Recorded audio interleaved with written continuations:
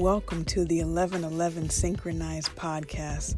Hope everyone is doing well, enjoying school, virtual or in person, and getting back into the groove of things. Please join me by taking a deep breath in through your nose and a deep breath out through your mouth.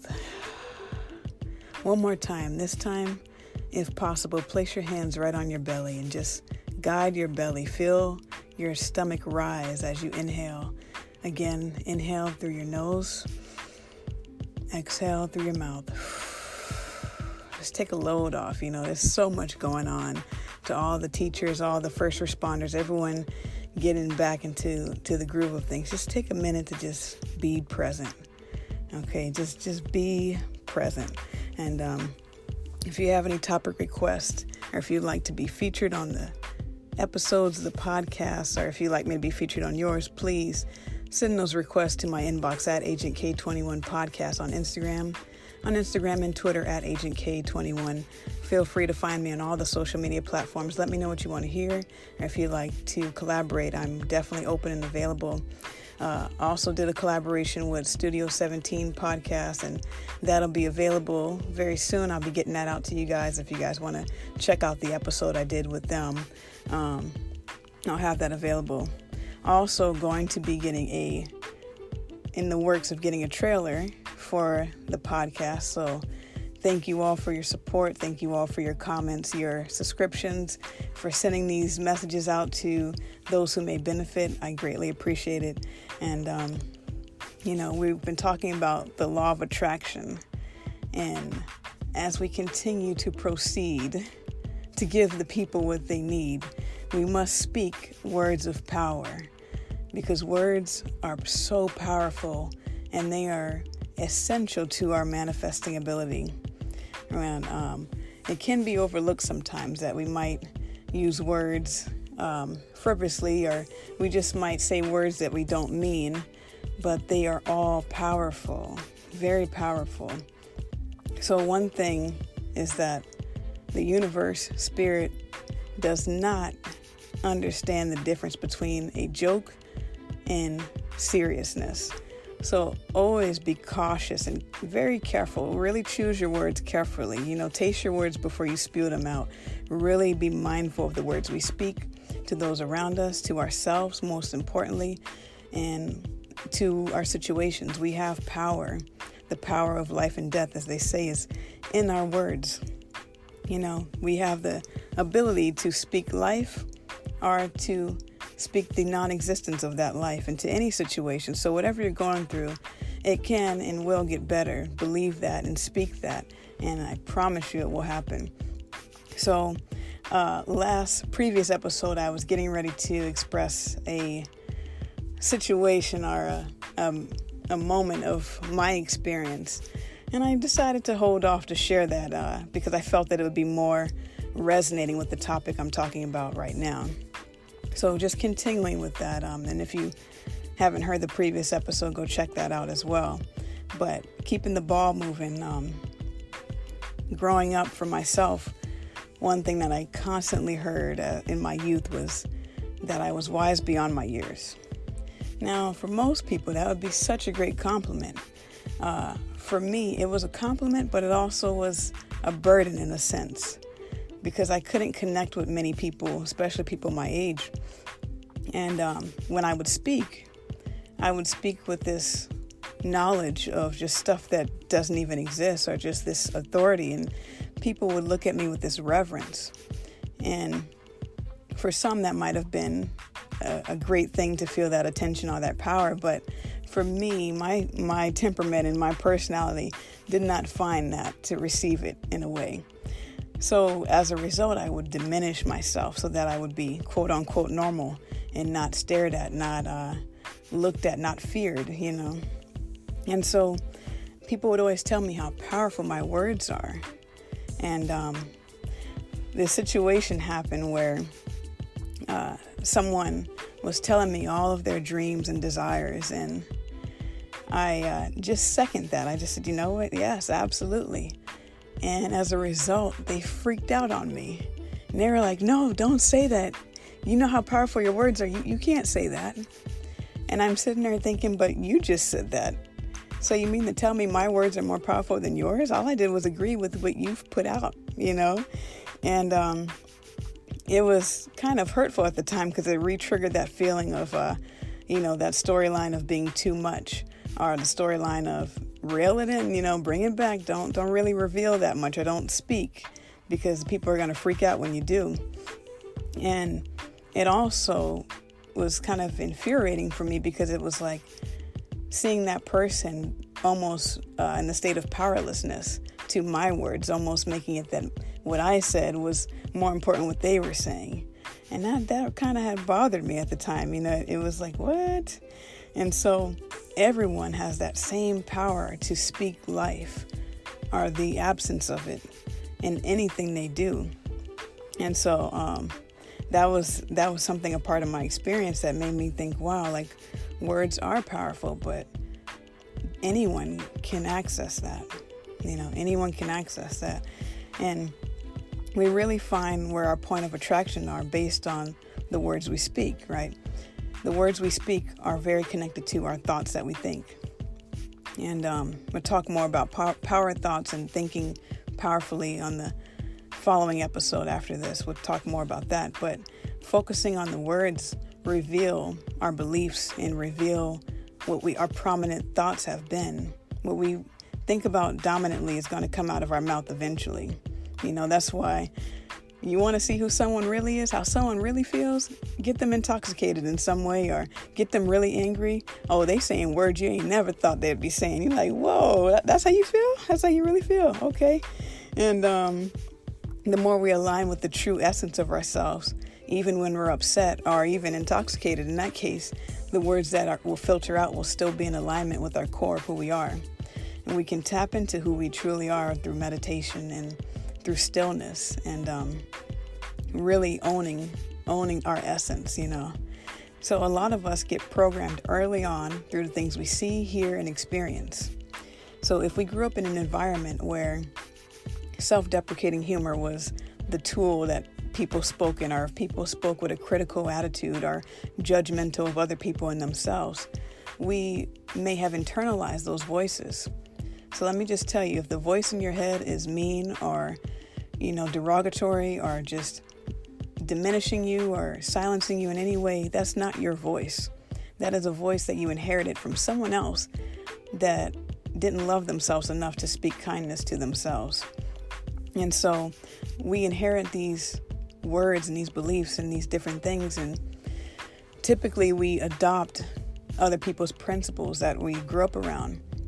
So if the voice in our head is critical or judgmental, that's actually the voice of someone else that was doing that same thing, either to themselves and we witnessed it, or to others and we experienced it.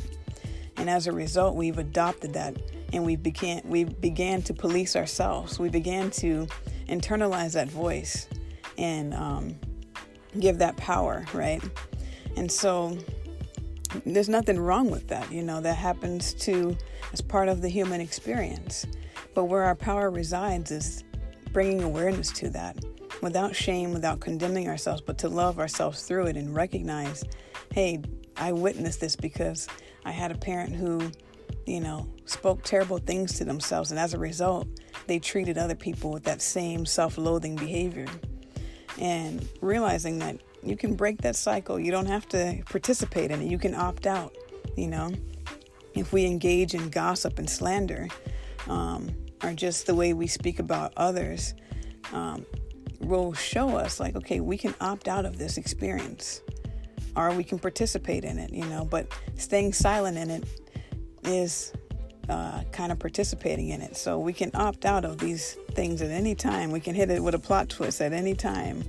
So, being more mindful of where our beliefs are, where our words are, and really bringing that into the awareness of everything, because our words will express our beliefs.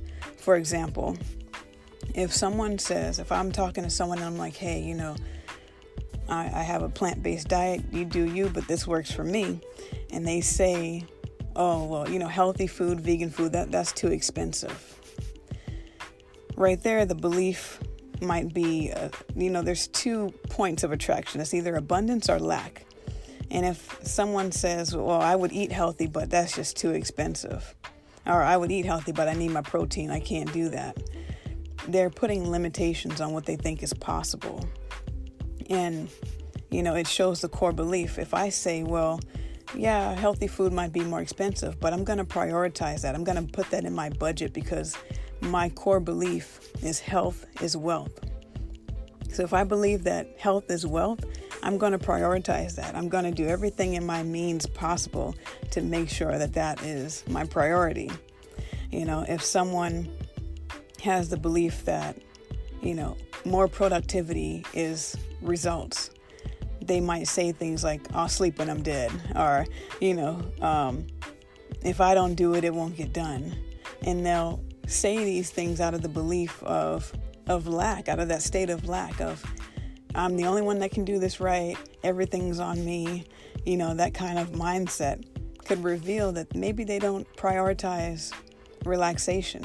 They might think meditation is a joke. Spirituality isn't the truth. They might operate with their words by indicating those beliefs. Now, the other thing is, when we've experienced trauma or any type of harsh or any experience that was contrary to our spirit of love, which most of us have at some point, is we might feel, we might split into like a fragmented mindset. And so what I mean, an example of this would be having a belief where the words don't match that belief. So for example, or even where a better way to say it would be where the words enforce a belief that is not conducive to us, that's not promoting us. So for example, let me just give the example and hopefully you catch it.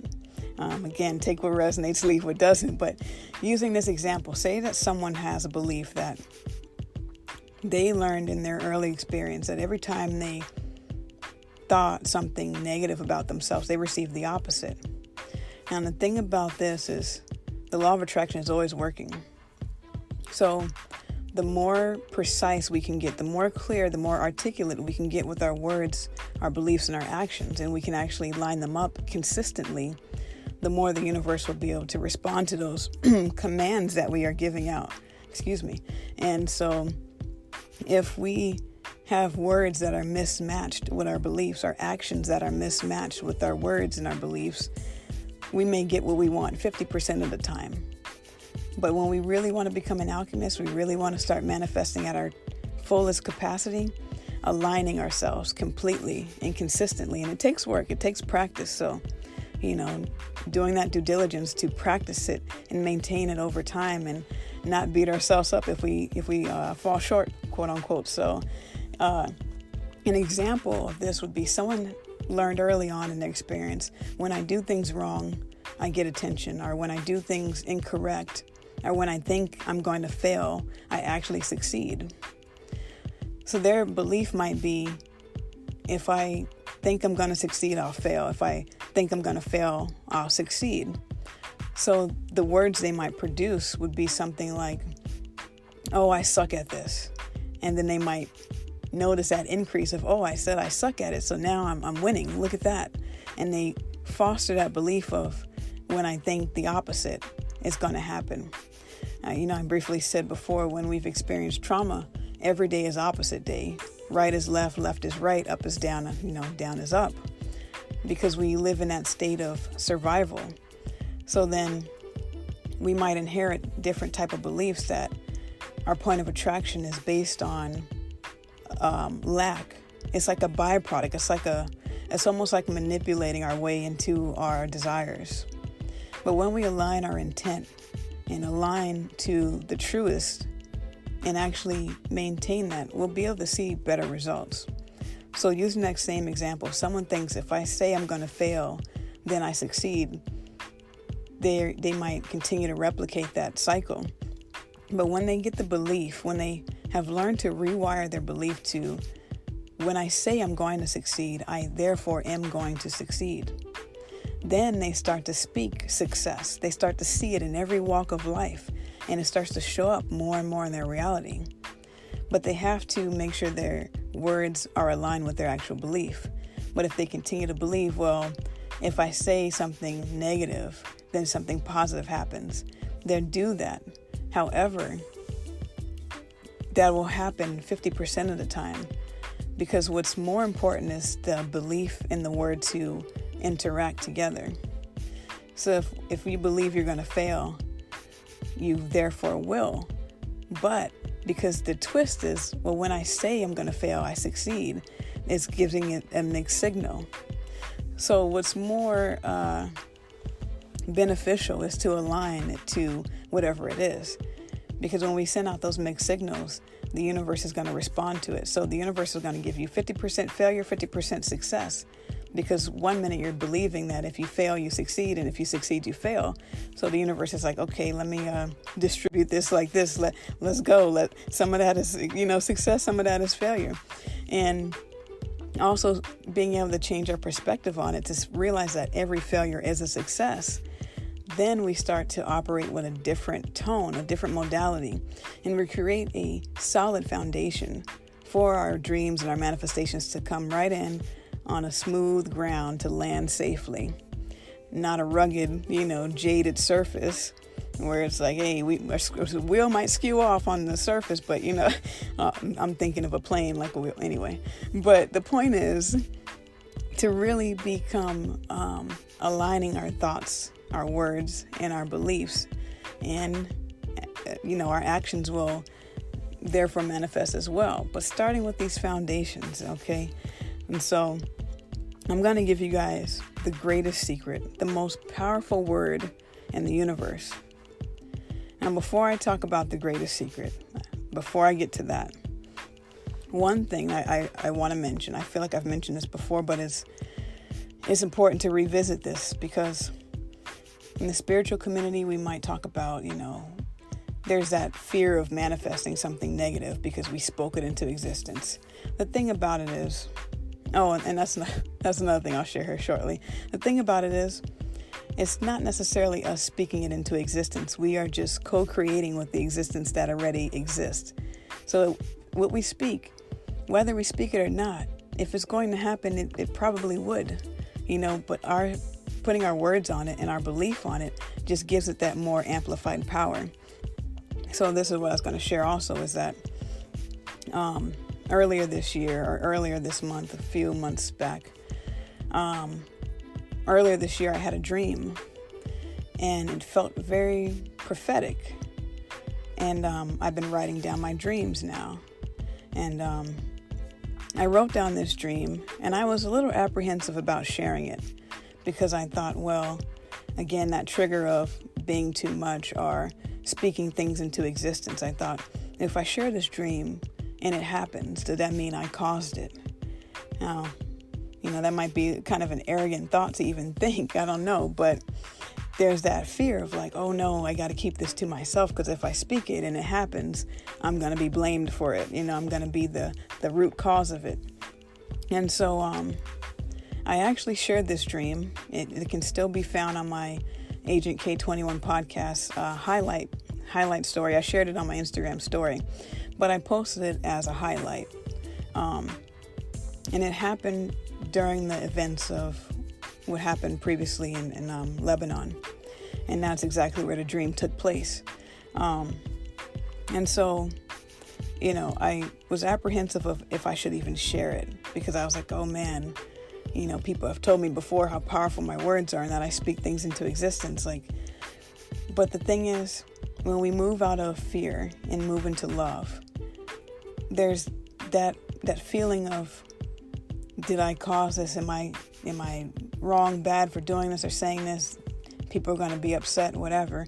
That is diminished, because that doesn't even reside anymore. There are no receptors in us to receive those kind of fears or those kind of limitations anymore.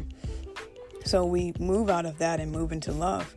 And when we move into love, we can move into the confidence to know that what is shared needs to be shared, and what is heard, and not have that fear of how it's going to be interpreted or anything.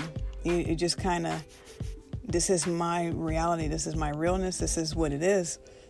Love it or hate it. This is what I am. This is what I do. and just really embodying that and embracing that. So in the spiritual community, we talk about positive affirmations. Now, positive affirmations can be a great tool, but the thing is, if our beliefs are not aligned with those affirmations, we're sending out a mixed signal to the universe. So for example, if someone is morbidly depressed, severely depressed for years, and they decide to say, I love myself, when in actuality, they are not there yet. They may be more on the self-hatred spectrum. Nothing wrong with that. That's where they're at. If they don't acknowledge where they are and they start throwing out this positive stuff, I love myself, I'm the best, I'm awesome, that's going to create such a cognitive dissonance, discord within them, because what they're feeding to the universe is actually a lie. And so the universe is going to search for that. And what it's going to find is when we put stuff out there, the universe comes back to look for it, right? So if I say I'm awesome, awesome is going to start looking for us. But if we don't actually feel awesome or believe we are, it's going to be like, wait, you tricked me. You don't even think that. And then we could spiral even further into depression, spiral further into self-hatred and self-sabotaging behaviors, because we are actually not aligned with that. So positive affirmations can be a great tool. Even better when we say things that we actually believe. Even better when we say things that we might not be at the state of self-love. We know that that might be our end goal, where we're attaining to reach. But it's okay to acknowledge where we are and take the necessary baby steps to get to that place. Baby steps are steps, and there's nothing wrong with that. So if you're in a state of self-hatred, it would be ludicrous to go to self-love in 0.5 seconds. It's like, hey, calm down, you ain't there yet. And there's nothing wrong with that. And to realize, okay, I can't just go straight there. So moving in the direction of saying things that feel closer to that. If someone's in a state of self-hatred, they might just say something like, I'm a decent person, or I'm an okay person. Whatever the case is, that'll get them closer to I love myself. If they truly are not there yet, then there's no shame in that. And positive affirmations can make us feel more shitty if we actually do not align with them. If we don't feel them, then we might actually just grapple with more pain, because the universe is going to send more of what you actually attune to. And I used to play in bands growing up, from like middle school all the way to college, marching bands, symphonic bands, wind ensembles, everything. I played the alto saxophone, and one thing was, the band has to be in tune before you can even start playing a song, before you can even get to the warm-ups. You got to tune first. Now, not just tuning yourself, but the entire band has to tune as well. And so when we think about, positive words or just manifesting in general, we have to make sure all of us is on board. All of us has attuned to the same pitch, to the same frequency of love, to the same frequency that we're attracting. Because if one of us is off, it's going to throw a discord into the whole ensemble. And it'll be very noticeable when one thing is not in tune. So we have to attune our energies, constantly doing energy clearing, constantly checking in with ourselves to say, hey, where am I? How do I feel today? And we can get so bombarded with the busyness of this 3D dimension that we can forget what's real is already in us. The answers already reside within us. But getting to the secret, drum roll, the secret, most powerful word in the universe. 2 letters, a letter and a word. The 2 most powerful words. I am. I am is the most powerful thing you could ever say. Because again, whatever you say you are, it's going to come looking for you, right? There's so much power in words. So whatever you say, whatever proceeds the words I am, must follow. So if you say I am love, I am kindness, I am beautiful, even if you don't exactly feel that way right then and there, things will start to show up that will remind you of that truth. Because the most powerful thing you could ever say is I am. And whatever shows up after that is going to come find you. Now, the thing is to be open and to receive it however it wants to show up. But if you say, I am the most beautiful person, you're going to start seeing beauty in everything, in other people and yourself. When you look in the mirror, you're going to start noticing traits that you like about yourself. You're going to start thinking like, I made that happen for myself. That's awesome. And the same goes for the opposite. If you say the opposite of being beautiful, best believe every flaw is going to show itself. Everything is going to be like heightened. Everything will start to just show up in your reality. You'll start to see flaws you didn't even know you had. It'll be like, whoa, now you're just nitpicking, So the most powerful word that you could ever say is I am. I watched a video, I don't remember who it was. It's some bishop from Africa who was talking about the power of I am. And that video was just like, yes. It was one of those things that you already innately knew. But watching that video was just confirmation. I was like, okay, I kind of felt that. And now you just proved that it's true. So there's so much power in our words. There's so much power in our thoughts and our beliefs and our actions when it comes to manifesting our most beautiful life possible. It's definitely possible. If you believe it's possible, it surely is. And if you believe the opposite, that exists as well. So there's so much power in our words. There's so much power in a name. And I'm going to leave this story. I was debating if I wanted to share it or not, but I think it's important because this was life-changing for me. It was kind of I guess, semi-embarrassing, but it's part of my journey. It was part of my experience. So for a long time growing up, my name, so powerful. There's so much power in a name. There's so much power in words. But for a long time, my name was mispronunciated for a very, very long time, for decades. I went by a different pronunciation, an inaccurate pronunciation. And I have to say this because the parentals would probably, not that they would hear this necessarily, but still, I gotta give the whole tea. So when I was about 13 or so, one of my parentals, was like telling me like, hey, this is the actual pronunciation of your name. And they love to remind me that they tried to instill that in me when I was younger. But I was a teen. I just was a rebel without a cause. I was like, man, bump that. That ain't my name. What you talking about? I was not feeling that, And it wasn't until 2 years after that, when I was 15, I took my first flight solo and I went to see my godmother who lives in Atlanta. I went to see her, who also is the woman who named me. Basically all my names, my first and middle names, she's the one who named me. And when I went to see her and I heard how she was pronouncing my name, and I thought, whoa. And I thought, I can't correct you. Like, how disrespectful would that be? I can't tell you, hey, that ain't how you say my name, bruh. And I just realized, like, it was such a profound moment for me, even though I was still like, I ain't really trying to go through all that. I ain't really trying to, do that. It never left me. It still was like really powerful hearing how she pronounced my name. And I'm like, well, this is the woman who named me. Now, my parents, bless their heart, when they received my name, they received it through the mail. They received it on a piece of paper. So they, bless their hearts, did not know how it was supposed to be pronunciated. So they kind of, called me the mispronunciation, and that's what we went with.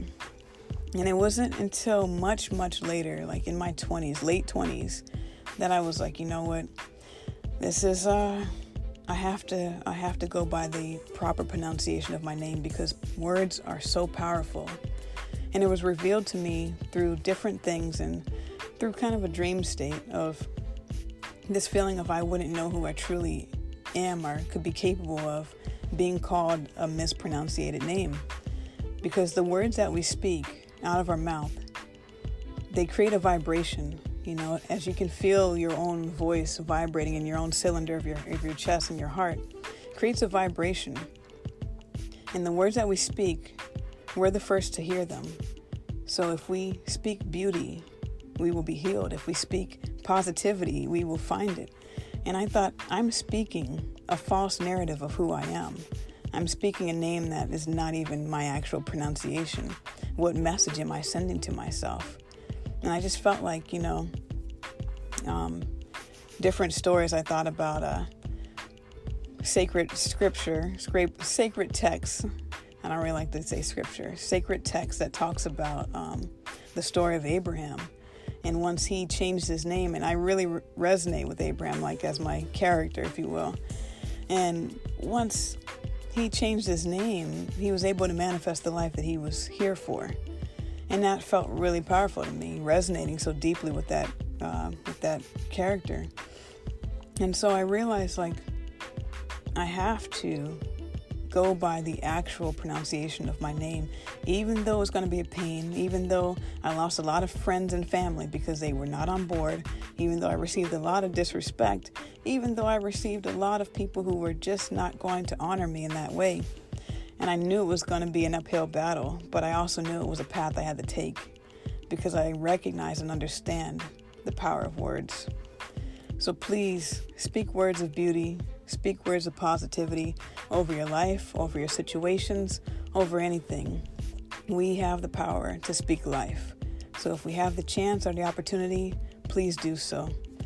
Please be well out there. Thank you all so much for listening. Please continue to share, subscribe, comment. Let me know what you want to hear. Little shameless plug, I do offer dream interpretations. So if you are having dreams, more vivid dreams, and you want to understand them more, not only do I want to reveal what the Spirit communicates to me about your dreams, but I also want to help you find the tools to make sense of them yourself. You don't have to be dependent on anything or anyone, but to tap into your own spirit to find ways to connect with that as well. And I also do provide counseling at donation-based counseling. So if you are experiencing any type of hardship, please click the link in my bio on my Agent K21 podcast or my Agent K21 Instagram pages, and click the link in the bio. Book yourself a session. If you're interested in dream interpretations, send me a DM, send me a text, reach out, and we'll get started. So thank you all. We're going to continue the monologue of Law of Attraction, talking about the power of our thoughts next time. So please be well, be safe, take care, enjoy wherever you are. You're exactly where you need to be. All is well. Until next time.